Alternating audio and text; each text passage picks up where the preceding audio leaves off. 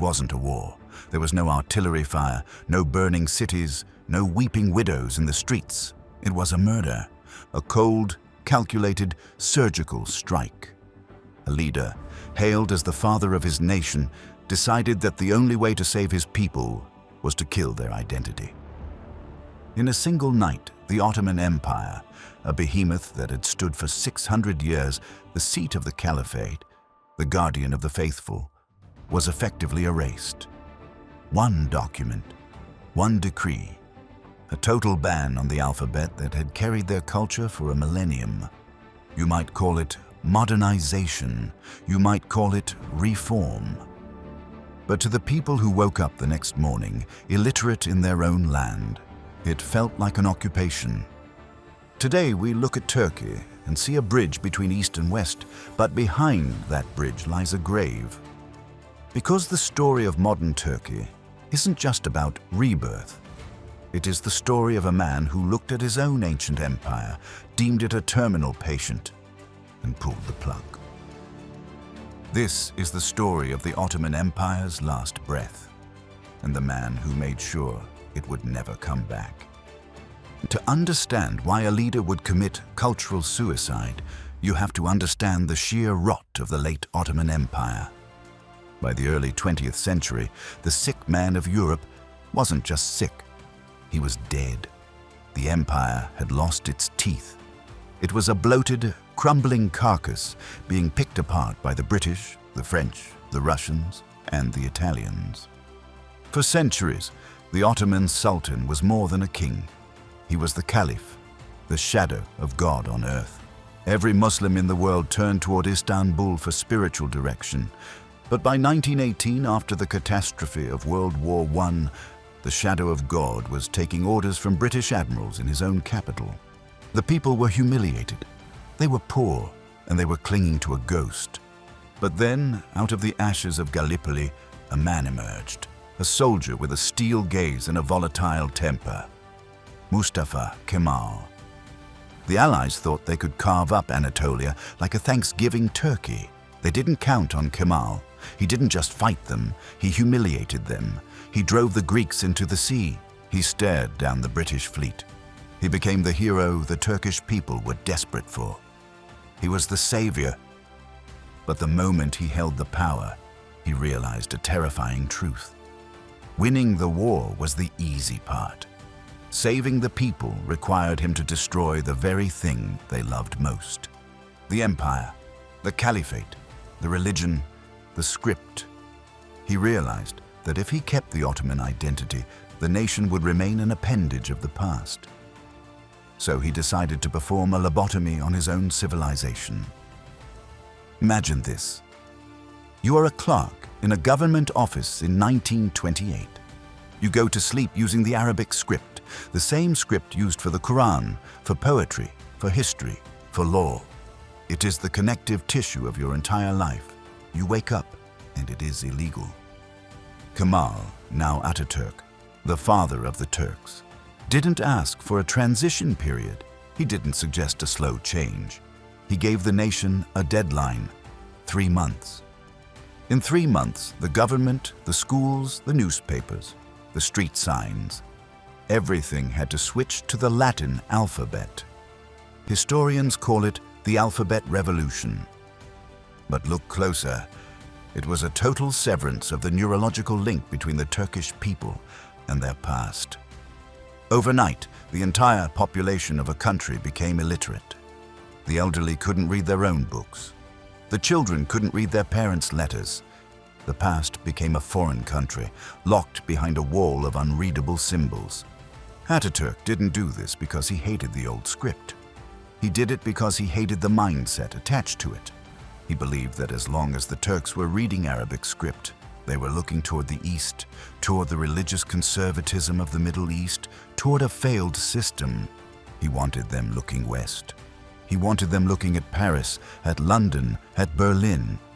And if that meant blinding them to their own history, so be it. The elites panicked. The religious leaders were horrified. The common people were confused. But Ataturk held the gun. He moved with a speed that left the opposition breathless. If you spoke out against the modernization, you were an enemy of the state. He was the savior, but he was operating like a dictator, and the murder of the empire was only just beginning. If changing the alphabet was the cultural murder, abolishing the Caliphate was the decapitation. Since the 16th century, the Sultan had been the leader of the entire Islamic world. He was the connection to the Prophet. It was the ultimate source of Ottoman legitimacy. But Ataturk had no patience for legitimacy. He wanted a nation-state, not a religious empire. He saw the Caliphate as a tumor, a drain on resources, a fantasy that kept the people shackled to a medieval worldview. So in 1924, he did the unthinkable. He abolished the Caliphate.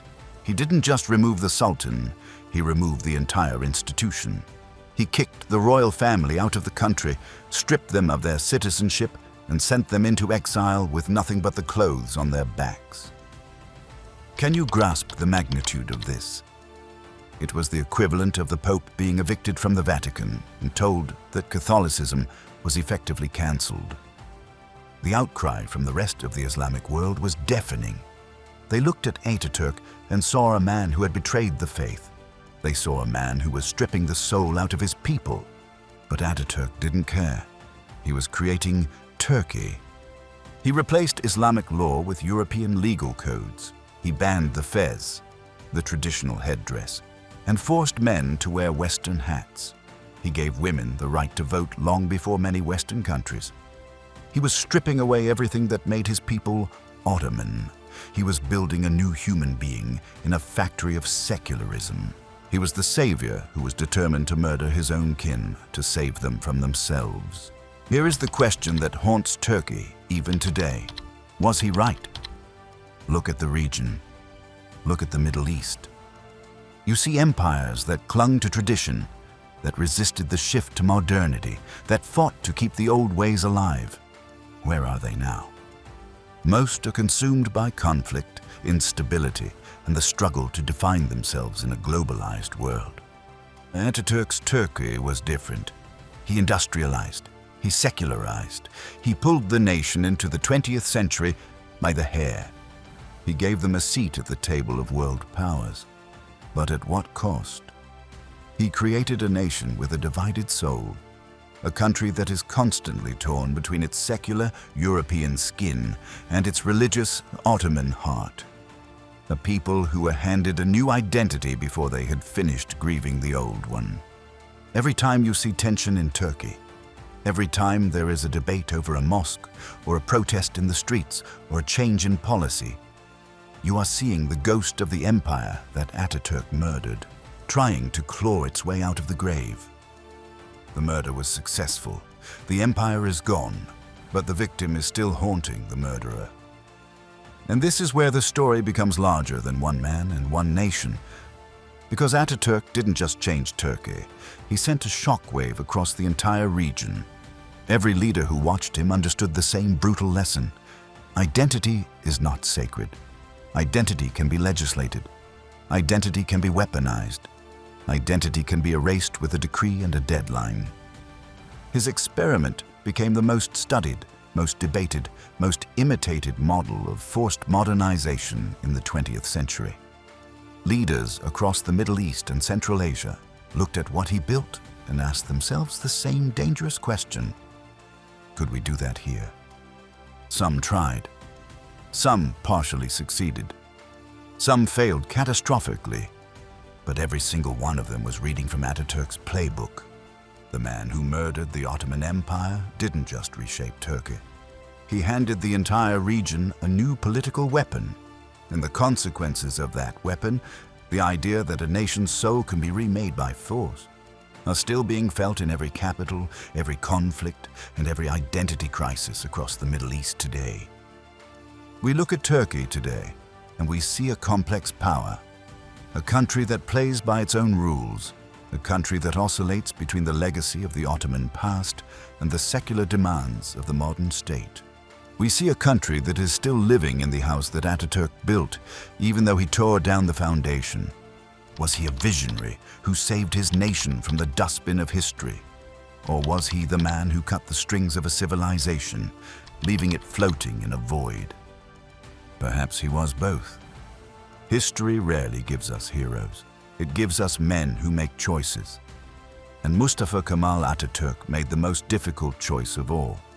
He decided that for his people to live, his world had to die. So he picked up the pen, he closed the book, and he burned the library. Narrator, the Ottoman Empire didn't fall because it was weak. It fell because it was killed. And the killer is still celebrated in the center of every city in Turkey. The savior, the murderer, the father. But here is what history never tells you in the textbooks.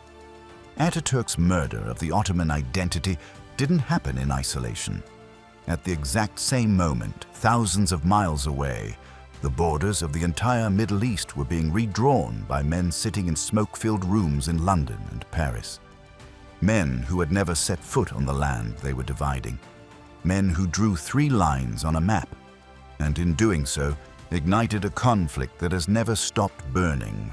That is the next chapter. And it is the one that explains everything you see in the news today. The story of the Ottoman Empire is over, but the struggle it unleashed on the world, that has only just begun.